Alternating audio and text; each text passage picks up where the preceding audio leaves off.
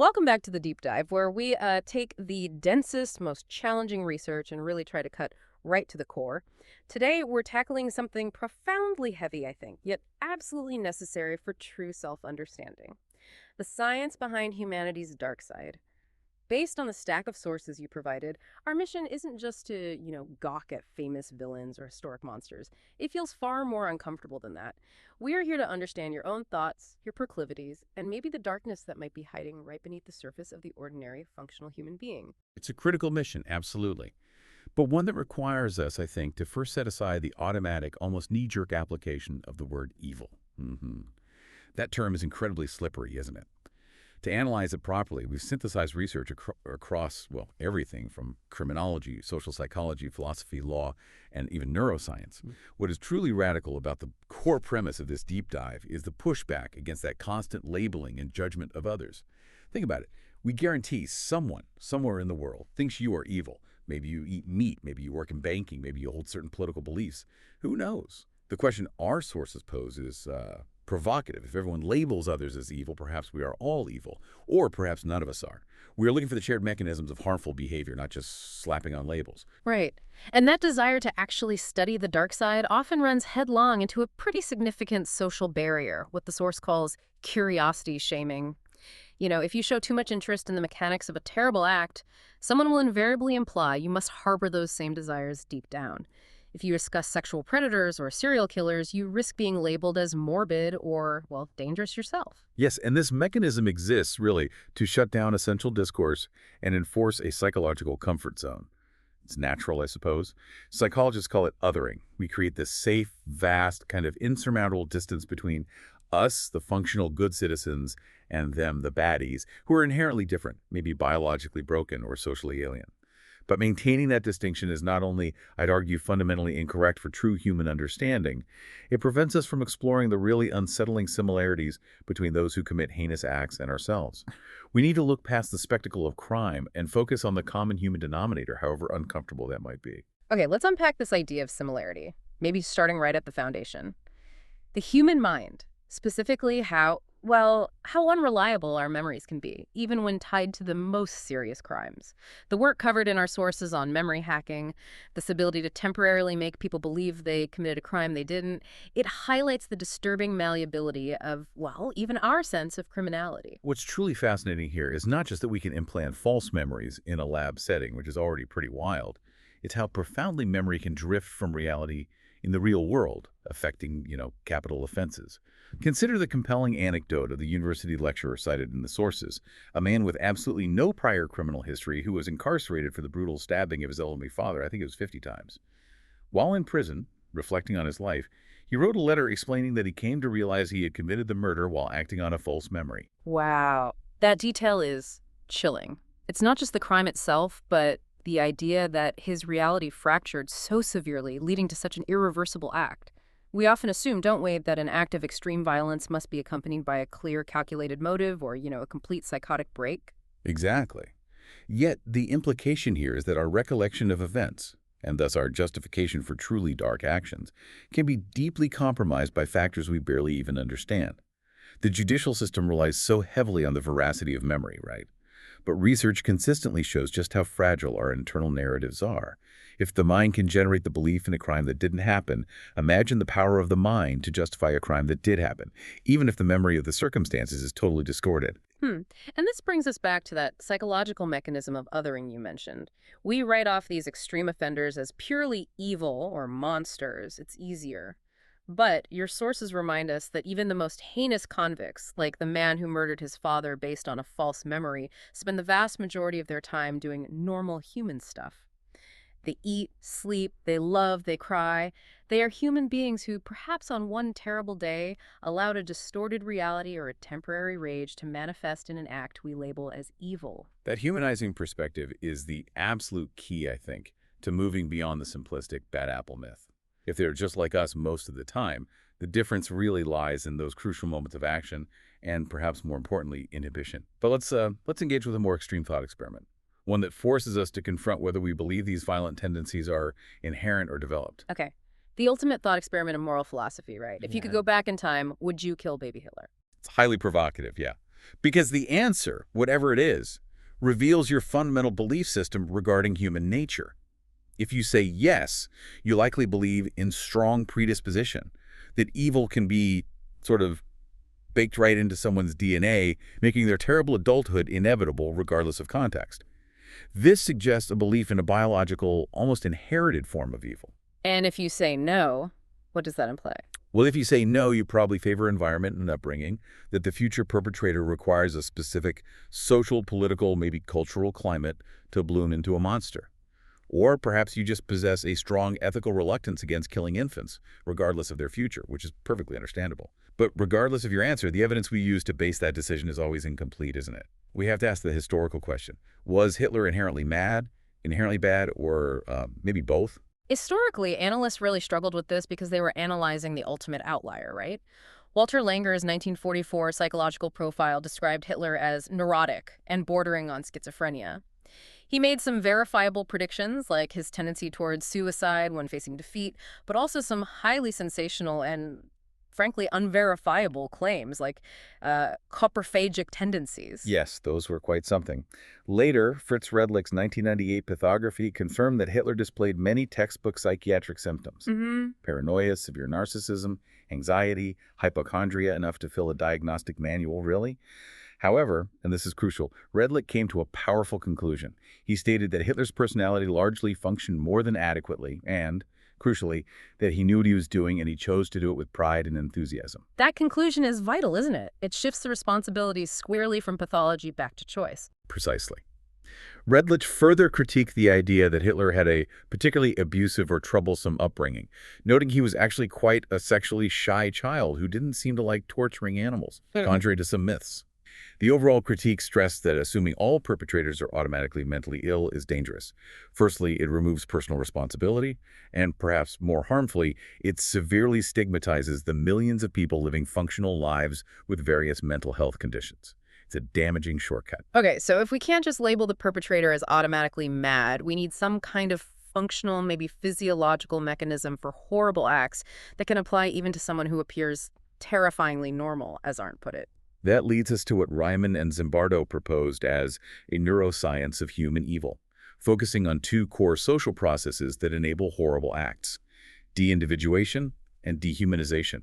De-individuation is the process of perceiving oneself as anonymous, losing self-awareness maybe in a crowd or behind a mask or online. And dehumanization, the act of seeing others as less than human, you described it as a cortical cataract, like a blurring of perception where the victim is no longer seen as a person deserving of empathy. We see this linguistic poison constantly, don't we? Calling migrants cockroaches or comparing political opponents to snakes. It creates that necessary psychological distance. Exactly. And to understand the physiological mechanism, we look at the brain network involved in antisocial behavior. When people engage in these acts, neuroimaging shows decreased activity in the ventromedial prefrontal cortex, or VMPFC. Now, the VMPFC is absolutely essential for complex social cognition, regulating emotion, resolving moral conflict. It's what helps you decide between a short-term reward and a long-term ethical consequence. So if the VMPFC is underactive, it's literally reducing the brain's ability to flag an action as morally wrong, like the brakes are weaker. That's a good analogy. Exactly. This decreased activity in the VMPFC is often accompanied by increased activity in the amygdala, the emotion center linked to intense feelings like anger, fear, and emotional arousal. This pathway, emotional intensity enhanced by an underactive moral regulator, is seen repeatedly in studies of murderers and psychopaths. It sounds like a clear physiological marker for destructive behavior. It really does, which makes the paradox you mentioned even more powerful. Despite this robust science, we return to the difficult truth. A scan of Hitler's brain, knowing nothing else about him, would likely be indistinguishable from a scan of any healthy, functioning citizen's brain. Right, and that raises the core question of capacity versus certainty. The brain alone doesn't seal one's fate. The most famous example is James Fallon, the neuroscientist who spent his career studying the brain scans of psychopathic killers. He scanned his own brain, just for comparison, part of a family study, and realized it had the exact pathological indicators associated with psychopathy: abnormal activity in the prefrontal cortices and the right amygdala. So he had the physical blueprint for a killer, essentially. He did, according to the patterns he'd been studying. Yet Fallon stated, "I've never killed anybody or raped anyone." He concluded that while he might have the hardware, the expression of that aggression was inhibited by his specific environment, his upbringing, maybe conscious choices. This case illustrates perfectly that the capacity for great harm is present, perhaps even physiologically, in many people. But inhibition, choice, and environmental pressure matter immensely in determining whether that capacity manifests as cruelty or perhaps as functional ambition. Okay, so if the brains of killers and the brains of good citizens are often indistinguishable, maybe we should stop focusing only on the bad apple and ask a more uncomfortable question. Instead of just focusing on those predisposed to violence, do we all have some kind of latent sadistic predisposition? The sources certainly suggest we might. Psychological scientists Roy Baumeister and Keith Campbell cut right to the chase, really. They define sadism simply as the direct achievement of pleasure from harming others, arguing that people do it simply because it feels good, enough said. This highlights the intrinsic, self-rewarding appeal of cruelty, separate from other motives. This moves us into the concept of everyday sadism, introduced by Buckles and colleagues, this idea of commonplace cruelty that isn't necessarily sexual or clinical or criminal, but is simply the pleasure derived from causing minor harm. To study this ethically, they had to be incredibly creative, right? You can't just ask people to hurt others in a lab. No, exactly. Their experimental setup was ingenious, if a bit grim. They recruited participants for a study ostensibly about personality and tolerance for challenging jobs. They could choose between 4 jobs, one of which was being an exterminator, which involved killing pests. And the researchers make sure to maximize the gruesomeness to properly test for sadistic enjoyment, didn't they? They certainly did. The exterminator station involved this killing machine, basically a modified coffee grinder designed to produce a distinctly visceral crunching sound upon crushing the insect. And to ensure the victims were anthropomorphized to make it feel a bit more real, the 3 live bugs were given these endearing names: Muffin, Ike, and Tootsie. The participants had to choose whether to crush Muffin, Ike, and Tootsie alive. Oh man, I can almost hear the crunching sound now. What was the willingness? How many people actually chose to do it? Just over a quarter of participants, 26.8%, chose to kill the bugs. Crucially, the people who scored higher on general sadistic impulses, measured via a prior questionnaire, not only chose to kill the bugs more often, but they reported enjoying the process more and were more likely to kill all 3 victims. The researchers noted that this capacity for pleasure in cruelty was present in many quote-unquote normal people. It's essential to note for the science, though, that the bugs were actually safe due to a hidden barrier, but the participants believed they were killing them. That figure, nearly 27% of a normal population willing to crush Muffin, Ike, and Tootsie, apparently for pleasure, disguised as a boring task. That's genuinely disturbing. But the second experiment showed that this sadism involves active work, right? It's not just a passive enjoyment of something happening. Indeed. The second test involved participants playing a competitive computer game where the winner could administer a noise blast to their opponent. High sadism participants were the only group willing to perform a short but incredibly boring, tedious task like counting specific letters in nonsense text for the sole opportunity to blast their opponent with a loud, unpleasant noise. So they were actually expending energy, dedicating mental resources just for the chance to cause minor distress. Exactly. It demonstrates they were working to inflict pain, not merely accepting it as a side effect of winning something else. The act of cruelty itself was rewarding enough to overcome the inertia of performing a tedious chore. This really defines sadism as a goal-oriented, rewarding behavior for some. Okay, we have to contrast that genuine goal-oriented aggression with a phenomenon that sometimes looks like aggression but is actually the brain having an emotional malfunction. Cute aggression, that famous urge to squeeze or pinch something incredibly adorable like a baby or a puppy. Is this latent sadism leaking out? It's entirely different, thankfully, and it's critical to make that distinction clear. Orion Aragon's research back in 2015 identified this phenomenon. It seems to be triggered by the baby schema, the evolutionary pattern of large eyes, round cheeks, small features that trigger a profound caregiving response in us. They found that participants viewing pictures of cute baby animals popped significantly more bubbles on a sheet of bubble wrap compared to those looking at funny or neutral animals. It's a measurable physical response. Wait, bubble wrap? So if they are reacting aggressively to something cute, why isn't it considered sadism? Because it's classified as a dimorphous display of emotion.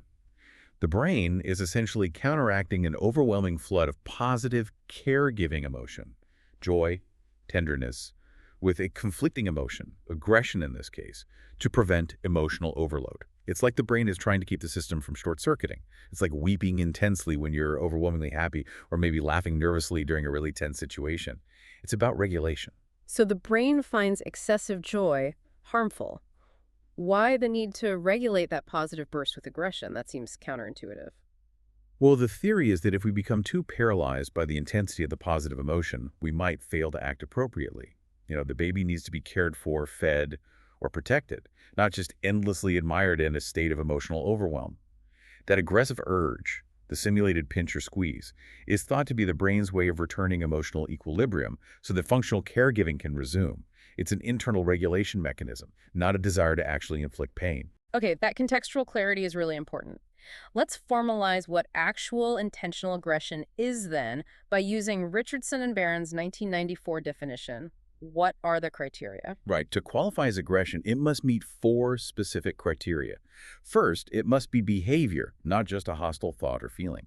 Second, it must be intentional. Accidents don't count, obviously. Third, it must involve wanting to harm. Malice is required, even if it's just minor harm.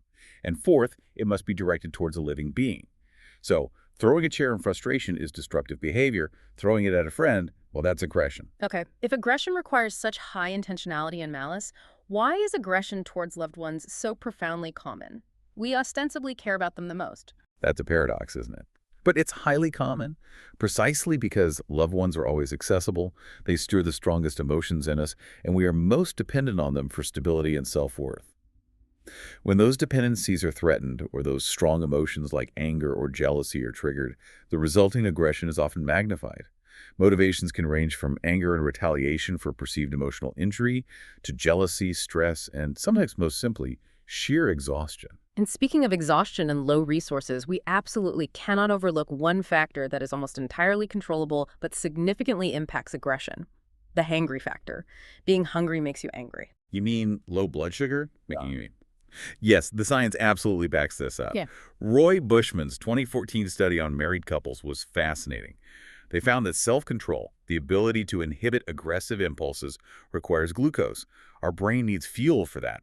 They tracked the participants' daily blood sugar levels and then measured their nightly aggression using 2 pretty creative methods: a voodoo doll representing their spouse, with 51 pins to insert based on anger, and noise blasts directed at their partner during a competitive game. The results were clear, I assume. More hangry, more pins. Unequivocally. Participants who had lower glucose levels consistently stuck more pins in the voodoo doll and blasted louder, longer noises at their spouse.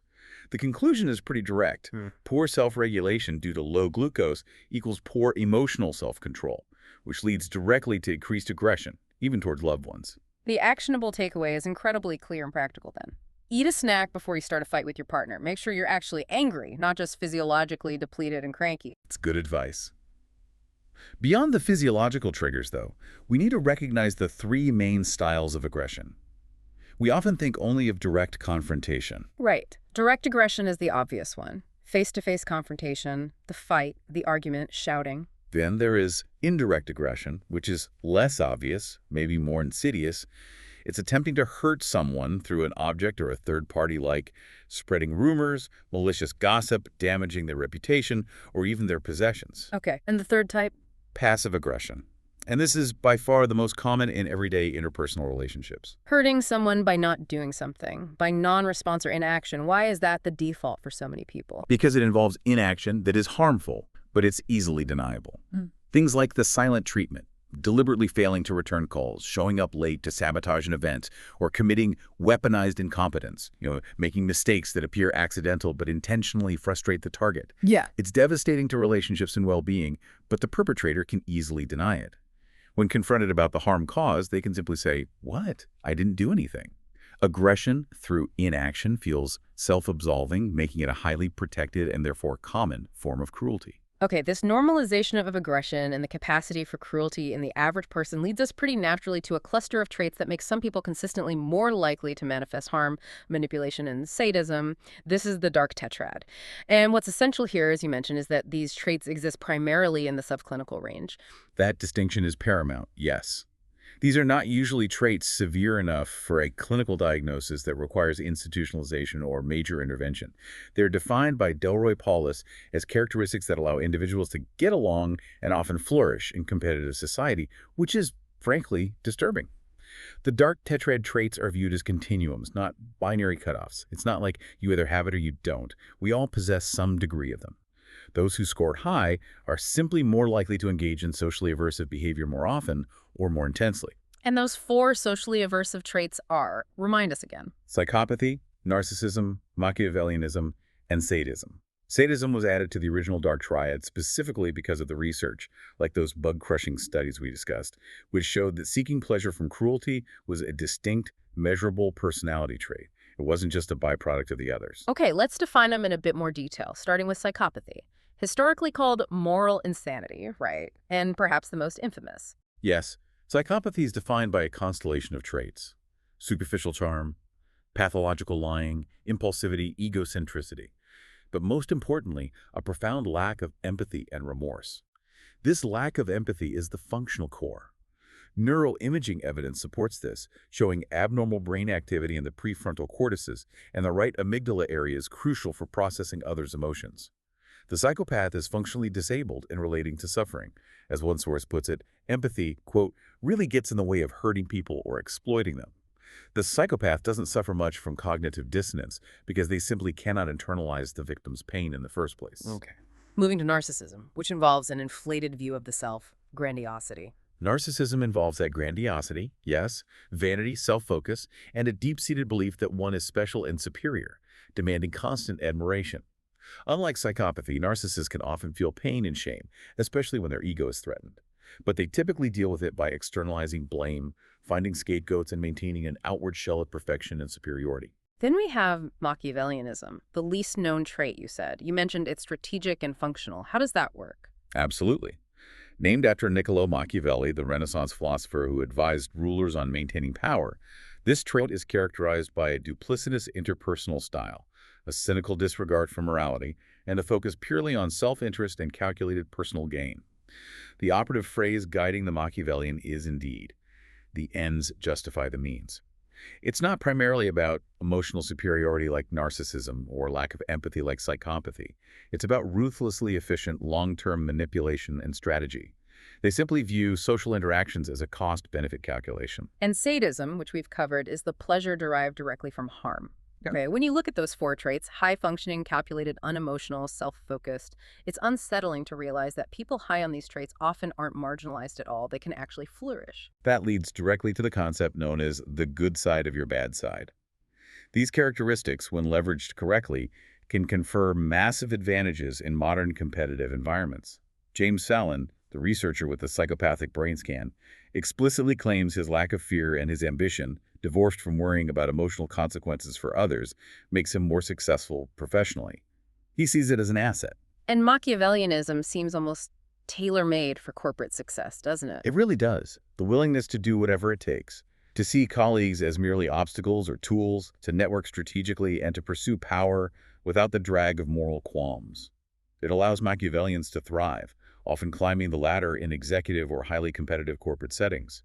They don't get bogged down in internal ethical debates about their tactics. And what about the functional side of narcissism? Can that be useful? Keith Campbell argues that yes, narcissism can be a functional and healthy strategy for dealing with the modern world. Mm. In a hyper-competitive, image-focused culture like ours, the high self-esteem, the confidence, the belief that you are entitled to success can act as psychological armor. It can push the individual forward where others might hesitate due to humility, self-doubt, or worrying about others' opinions. Wow. Even sadism could have an evolutionary purpose. That's hard to swallow. Potentially, yes. Think about it historically.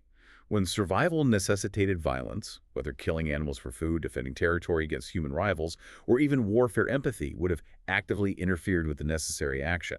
Getting some kind of pleasure or satisfaction from the cruelty, or at least not being bothered by it, would have made the required act easier, ensuring the survival of the individual or the group by overriding the natural inhibition against harming others.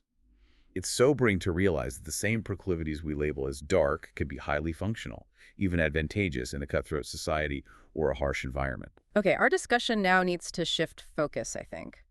away from these innate personality traits and onto external factors that shape behavior.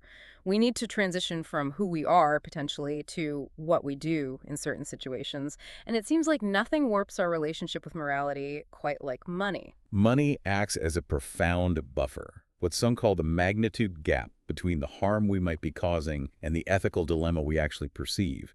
Money creates this transactional distance that allows us, often, to feel morally clean while endorsing or participating in systemic cruelty. We see this hypocrisy everywhere, don't we? Prostitution might be illegal in many places, yet legal pornography, often with extremely questionable ethical sourcing, is a massive industry.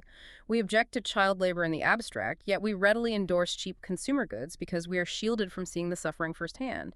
And money makes that shielding, that distance, possible. This internal inconsistency is the very definition of cognitive dissonance, the psychological discomfort caused by holding inconsistent beliefs or having behavior that runs contrary to our stated beliefs.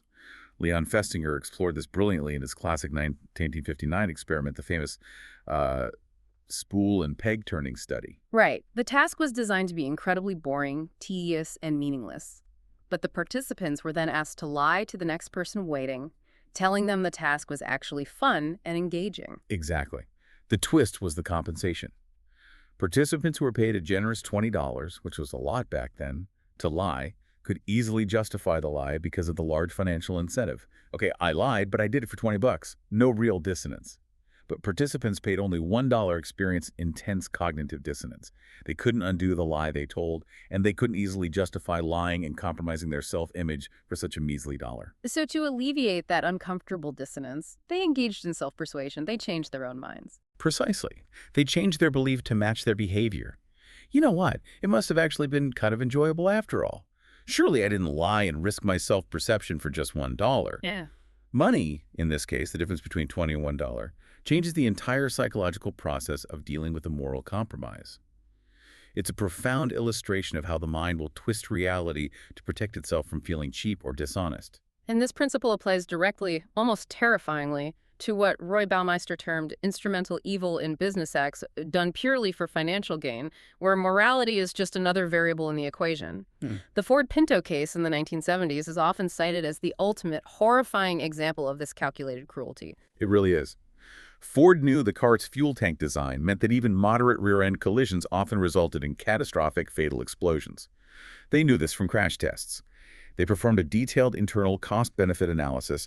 They calculated that fixing the flaw would cost about $11 per car, but then they calculated the cost of not fixing it, the projected civil lawsuits, the death payouts, the injury claims, and concluded it was cheaper overall to pay out claims for death and injuries than to redesign and fix the car. Wow. They effectively put a dollar value on human life, valuing it at approximately $200,000 at the time, and decided it wasn't worth $11 per car to save them. It was pure instrumental evil.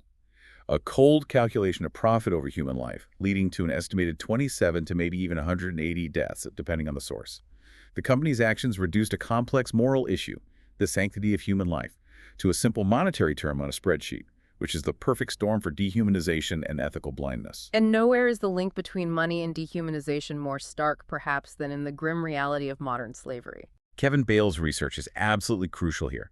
It reveals that the average price of a human slave today has plummeted to just $90. $90. Slavery is a massive $150 billion annual industry, with sex trafficking victims generating the highest profit, averaging around $36,000 per year per victim. Slaveholders, Bales found, suffer from massive cognitive dissonance. How do they live with themselves? They alleviate it not by stopping the horrific act, but by justifying it. They see themselves as business owners, not monsters, and they conceptualize their slaves as subhuman property, as investments, to reduce their own ethical discomfort. They actually believe their victims should be grateful for the provision of food, shelter, basic amenities. It's chilling rationalization. Moving from that kind of intentional cruelty driven by profit to more systemic denial. Let's look at the just world hypothesis.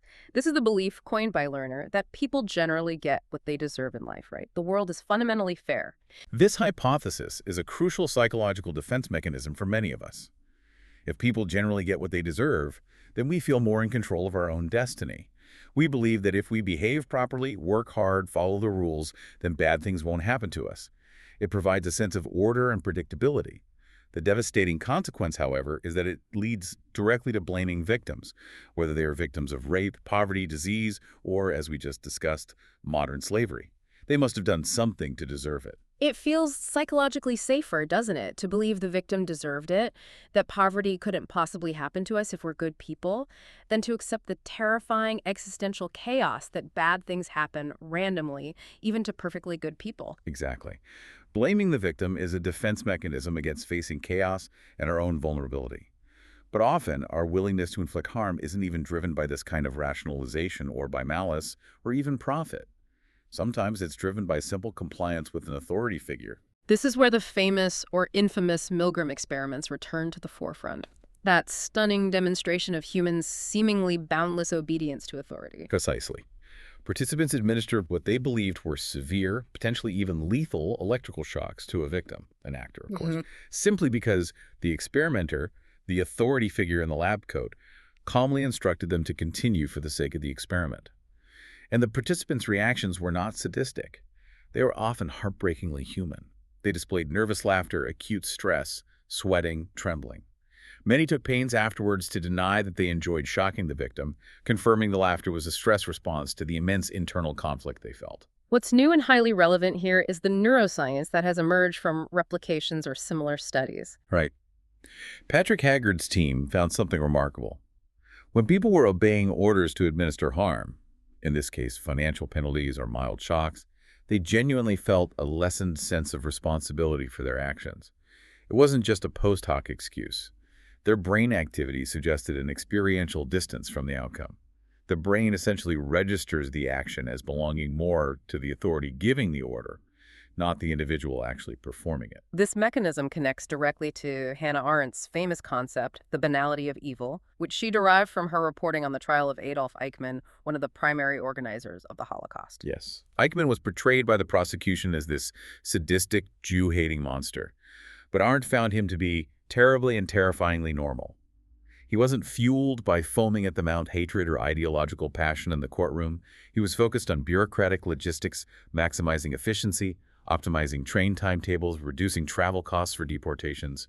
He was thinking about process over human suffering. So how did Nazis like Eichmann overcome their conscience if they were, as Arndt suggested, essentially normal bureaucrats in many ways? They employed a chilling psychological inversion of morality, often reinforced through training and propaganda. They taught individuals that they were the ones suffering the burden, that they had to endure what horrible things I had to watch for the greater good. They were told that not killing, not following orders was the selfish act that jeopardized the success of the Reich. Killing became framed as a duty, a necessary, unpleasant logistical act performed for the benefit of the collective, not a personal choice driven by hatred. It's a complete outsourcing of morality, masked as professional duty or ideological necessity. But the judge at Eichmann's trial made the ultimate ruling on this defense, didn't he? Blind obedience is not an excuse. That is the ultimate takeaway from this whole section, I believe. We have a fundamental individual responsibility to fight the urge to outsource our morality, even when facing strong social pressures, bureaucratic demands, hierarchical orders, or calculated financial gain. The psychological distance created by money or authority or ideology is a dangerous illusion. It doesn't absolve us. We absolutely must now address how modern technology acts as a new stage, maybe even an amplifier, for corruption and harm. It seems every new piece of tech, from the printing press to air travel, immediately introduces new ways to exploit it. That's a consistent pattern, yes. And often, our response to the threat created by technology creates its own layer of unintended, sometimes harmful consequences. Take airport security post 9/11. The Department of Homeland Security found in a 2015 undercover investigation that airport security failed. 95% of test agents miss mock explosives, weapons, etc. It's largely a security theater, designed more to create an illusion of safety and reassure the public than to provide truly effective security.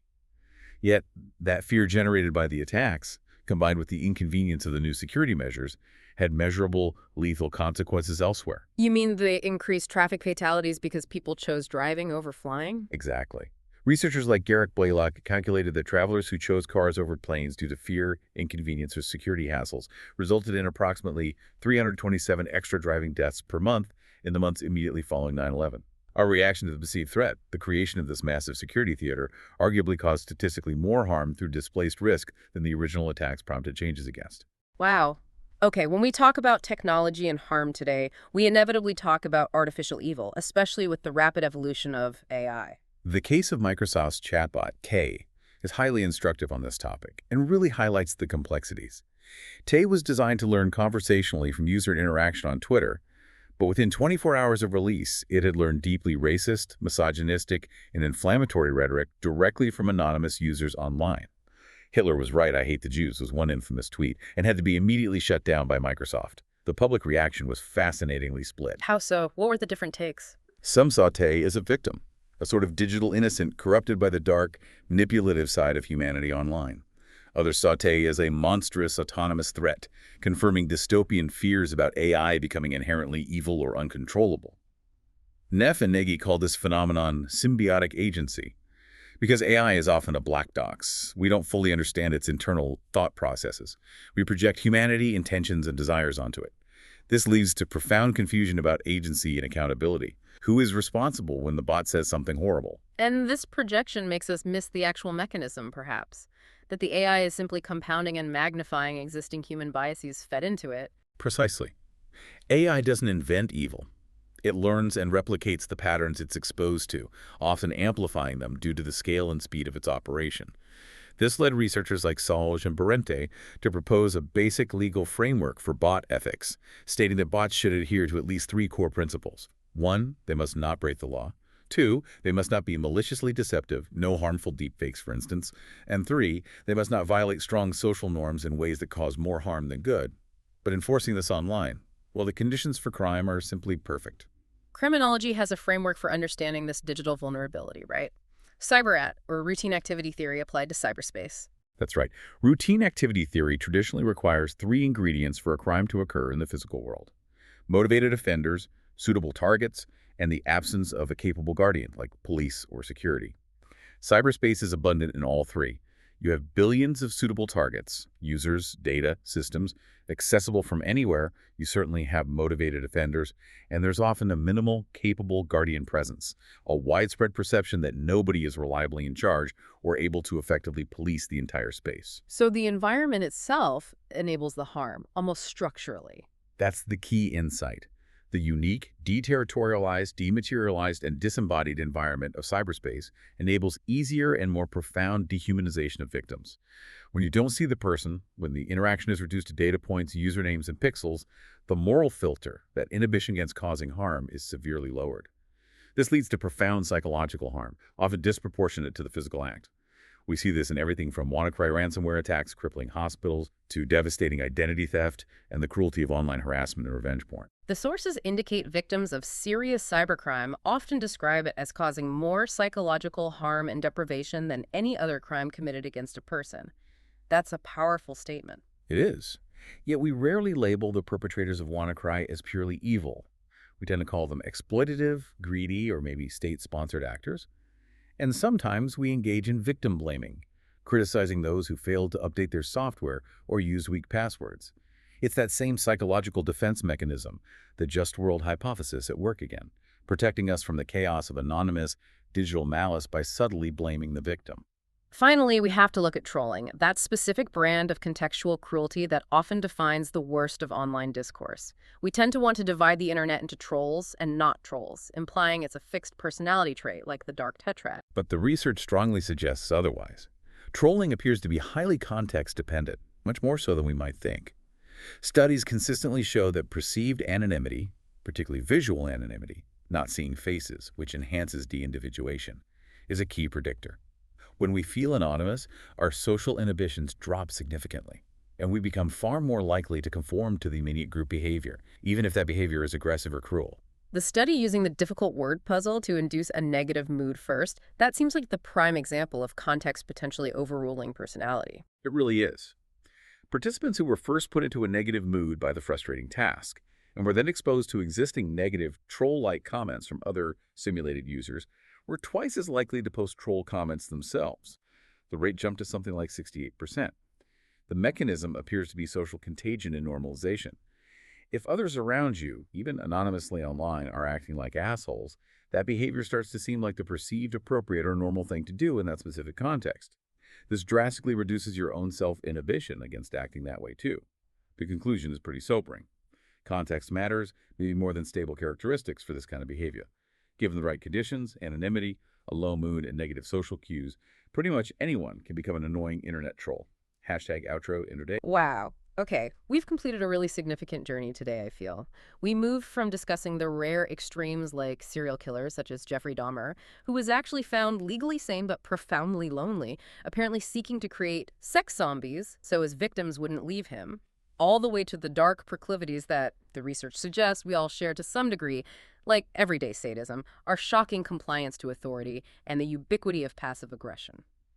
Yeah, our deep dive is really trying to show that labeling people as purely evil is, well, often lazy.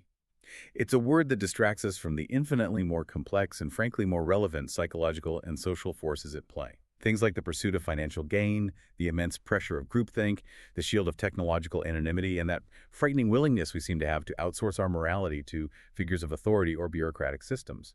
We really must acknowledge, I think, that the potential for great harm exists within every one of us, and it's often activated by circumstance, by situations, rather than simply by some innate, fixed evil disposition. So, after dissecting the banality of evil in the boardroom, in the lab, and down in the comment sections, what does this all mean for us, for you listening, now that we are aware of these mechanisms? Well, I'd like to leave you with this final provocative thought to consider long after this deep dive is over. Great benefit and great harm often seem to come from the very same essential human proclivity. Think about creativity. Creativity gives us medicine, art, technology, civility. It requires rule-breaking, rule-questioning, thinking outside the box. That is the exact same kind of thought pattern that can also lead to pathological dishonesty, the creation of nuclear weapons, or the deployment of democracy-threatening bots. The capacity is dual-edged. So when you fight against your own destructive urges or maybe the social pressures pushing you towards questionable actions, you must be diligent. You must be strong. Because by understanding these mechanisms, you carry a heavy responsibility now. Any suffering you cause, whether directly or indirectly through your action or your inaction, is ultimately inescapably on you.